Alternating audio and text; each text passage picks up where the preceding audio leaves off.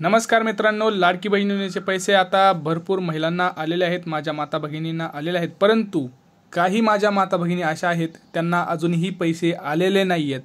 तर त्यांनी पुढे काय करायचं आहे तर त्याच्याबद्दल मी पूर्ण व्हिडिओ सांगणारच आहे। माझ्या काही माता भगिनींना बँकेत पैसे आलेले आहेत, परंतु बँकेचे काही रूल्स अँड रेग्युलेशन्स असे आहेत ज्यांच्याकडून त्यांना तडाखा बसलेला आहे। त्यांना पैसे येऊनही पैसे त्यांच्याकडे आता वापरता येत नाहीयेत किंवा पैसे अडकले आहेत। तर त्यांना काय करायचं याचे सुद्धा उपाय मी या व्हिडिओमध्ये सांगणार आहे। लाडक्या बहिणींना ज्या पैसे आलेले आहेत त्यांनी काय करायचं ते पण सांगतो आहे, आणि ज्यांना नाही आले त्यांनी कोणतं काम करायचं आहे ते पण तुम्हाला सांगतोय, जेणेकरून तुम्हाला लवकरात लवकर हे पैसे येतील। आणि बँकेपासून सुद्धा तुम्हाला तुमचा जो काही बँकेचा तडाखा आहे तो सुद्धा बँकेचा तडाखा तुम्हाला बसणार नाहीये, याचं सुद्धा मी आज याच्यामध्ये तुम्हाला उपाय सांगणार आहे। तर सर्वप्रथम एक लक्षात ठेवायचं आहे, आपल्या चॅनलला सबस्क्राईब करून ठेवायचं आहे, कारण सर्वात प्रथम माहिती आपणच दिली होती तुम्हाला। चॅनलला सबस्क्राईब करा, व्हिडिओला जास्तीत जास्त लाईक आणि शेअर करा, व्हिडिओ जास्तीत जास्त शेअर करा, कारण खूप माझ्या माता भगिनी या प्रतीक्षेत आहेत की आम्हाला कधी पैसे मिळणार, काय मिळणार, ह्या सगळ्या गोष्टी त्यांना सतावत आहेत। तर आपलं स्वतःचं एक कर्तव्य असतं की चांगल्या गोष्टी जास्तीत जास्त शेअर कराव्या, जेणेकरून माहिती त्यांच्यापर्यंत पोहोचेल। तर माझं काम आहे की तुम्हाला योग्य ती माहिती लवकरात लवकर देणं, त्यामुळं मी माझं काम करत असतो, त्यासाठी मला तुमच्या सपोर्टची गरज आहे। तर चॅनलला पटकन सबस्क्राईब करा। लक्षात घ्या, तुम्हाला माहिती आहे मित्रांनो, मी सकाळी सुद्धा व्हिडिओ टाकला होता की 4,500 रुपये तुमच्या बँकेत जमा झालेले आहेत। आता तुम्हाला हे मी मेसेजसुद्धा दाखवले होते की हे मेसेज आलेले आहेत, परंतु हे मेसेज हा व्हिडिओ मी टाकल्यानंतर माझ्या काही माता भगिनींना प्रश्न पडला की दादा आमचे तर पैसे अजून आले नाहीत, आमची काय चूक आहे, आम्ही काही चुकीचं केलं आहे का? तर नाही, तुमचं काही चुकीचं नाही आहे, तुमचं सगळं व्यवस्थित आहे। तर मी तुम्हाला हे सांगणार आहे की आता नेमकं तुम्हाला पुढं काय करायचं आहे। लक्षात घ्या, ज्या आता माझ्या माता भगिनींना पैसे आले आहेत त्यांना हार्दिक अभिनंदन, कॉंग्रॅच्युलेशन्स, तुम्हाला तुमचे पैसे आलेले आहेत, आता योग्य तो वापर करा।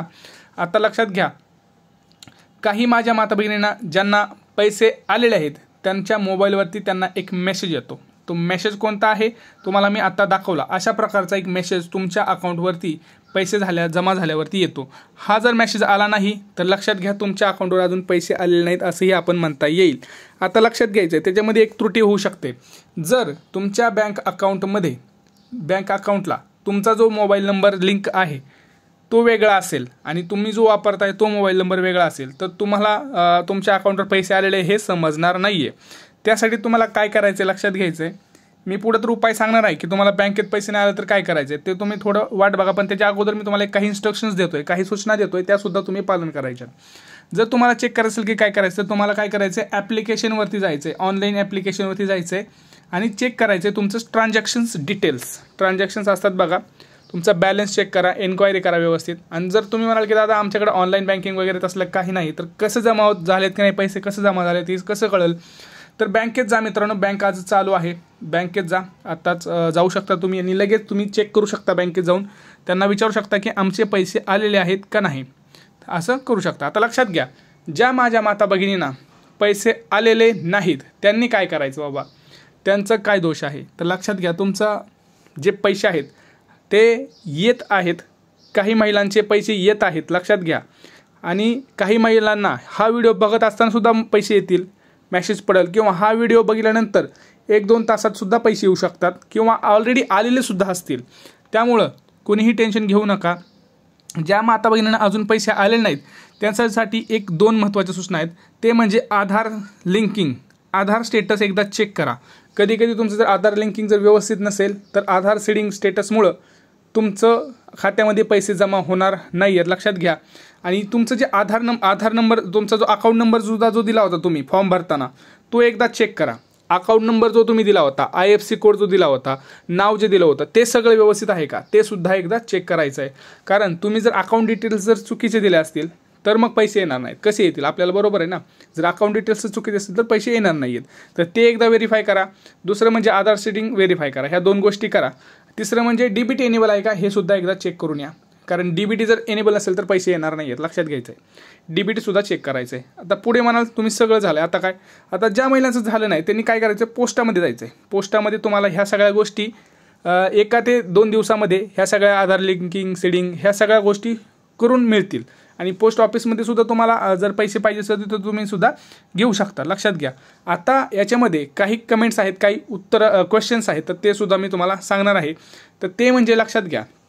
आता मी तुम्हाला दाखवणारच आहे की इथं बघा, एक आपल्याला कमेंट आली आहे, पैसे आलेत पण मिनिमम बॅलन्स चेंज म्हणून कट झाले आहेत 1000 रुपये. लक्षात घ्या, मी तुम्हाला अजूनही सांगितलं होतं की किती वेळा तरी सांगितलं होतं तुम्हाला की पैसे जे आलेत ते बँकेने काटलेले आहेत तुमचे. लक्षात घ्या, बँकेला जो तडाखा बसला आहे, बँकेने तुमचा तडाखा का बसवला आहे? कारण तुमच्याकडे मिनिमम बॅलन्स कमी आहे म्हणून. आता लक्षात घ्या, ज्या ज्या महिलांना पैसे आलेले आहेत पण त्यांचे पैसे कापलेले आहेत, पैसे काय केलेले आहेत? कापलेले आहेत, तर त्यांनी काय करायचं? लक्षात घ्या, अशा माझ्या महिलांनी आता पुढं तुम्ही बँकेत जाऊ शकता. कारण बँकेला सरळ सरळ सूचना दिलेल्या होत्या की कुणीही पैसे कापू नये, तरीही तुमचे पैसे कापले गेलेले आहेत. तर हे चुकीचं आहे. कुठलीही बँक तुमचं पैसे कापू शकत नाही. स्वतः अदिती तटकरे मॅडमनी सांगितलं होतं, बँकेनं आदेश दिले होते की कुणीही लाडकी बहीण योजनेचे पैसे कापता कामा नये. तर तुम्ही बँकेत जा आणि पैसे कापू नये असं सांगितलं असल्यामुळं तुमचे पैसे वापस मागू शकता, तुम्ही पैसे जाऊन मागवू शकता. लक्षात झालं. पुढे बघा, पैसे आलेत जिल्हा धाराशिव 4500. कॉंग्रॅच्युलेशन्स. मला मागे 3000 आले. शिंदे साहेबांना खूप धन्यवाद. माझे 3000 रुपये आले. लक्षात घ्या, पैसे आलेले आहेत. पोस्ट अकाउंट येतील का? पोस्ट अकाउंटमध्ये सुद्धा पैसे तुमचे येतील. लक्षात घ्या, इथं काही असं नाही की पोस्टात येतील का नाही. सर मला आले 4500. कॉंग्रॅच्युलेशन्स. लक्षात घ्या, अशा सगळ्या गोष्टी आहेत. मी तुम्हाला हे पुरावे का दाखवत आहे? कारण मी एकाचं किंवा दोघांचं नाही दाखवत आहे. तुम्हाला मी स्क्रीनशॉट खूप सारे दाखवू शकतो, पण ते अवैध असतात, असं दाखवू शकत नाही आपण कोणाचे जास्त. भरपूर साऱ्या कमेंट्समध्ये आलेले आहेत की पैसे जमा झालेले आहेत. भरपूर जणांचे SMS सुद्धा आलेले आहेत की आम्हाला पैसे जमा झाले, पैसे जमा झाले. तर लक्षात घ्या, पैसे जमा झाले त्यांना टेन्शन नाही. ज्यांना नाही आले त्यांनी थोडंसं वेट करा, थोडंसं धीर धरा. आज उद्या या 2 दिवसात तुमच्या ट्रान्झॅक्शन येतील. कसं असतं, काही अमुक लोकांचं, आता माझ्या शेजारी काही जणांचं आलं, काही जणांचं नाही आलं. मी ज्यांचे फॉर्म भरले त्यांचं काही जणांचं आलं, काही जणांचं नाही आलं. याच्यामध्ये काय होतंय, काही तुम्हाला मी आता जसं मी कारणं सांगितली ती कारणं असू शकतात. थोडा ट्रान्झॅक्शन्समध्ये सुद्धा डिले असतो, त्यामुळे ट्रान्झॅक्शन्समध्ये बँकेवर सुद्धा डिपेंड असतं. जसं ॲक्सिस बँक आहे, SBI आहे, ह्या स्वतःचे काही रूल्स असतात तर ट्रान्झॅक्शनचे. ते सुद्धा ट्रान्झॅक्शन्स कोण 24 तास घेतं, कोण त्यांचे टाईम्स ठरवलेले असतात. तर ह्या गोष्टी सगळ्या तुम्हाला इथं बघायच्या आहेत. त्यामुळं कोणीही टेन्शन घेऊ नका, सगळ्यांना हे पैसे येणार आहेत. आणि बँकेचे ज्यांनी पैसे कापले, ज्यांचे पैसे बँकेने कापले आहेत, तुम्ही जाऊन सरळ बँकेमध्ये बोलायचं आहे.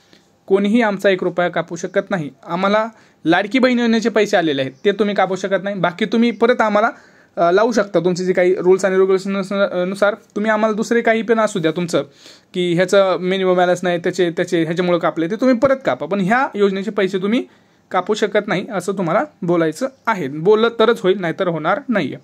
आता याच्यावरती काही क्वेश्चन असतील तर तुम्ही आपल्या कमेंट सेक्शनमध्ये कळवू शकता. भेटूया पुढच्या व्हिडिओमध्ये. तोपर्यंत जय महाराष्ट्र.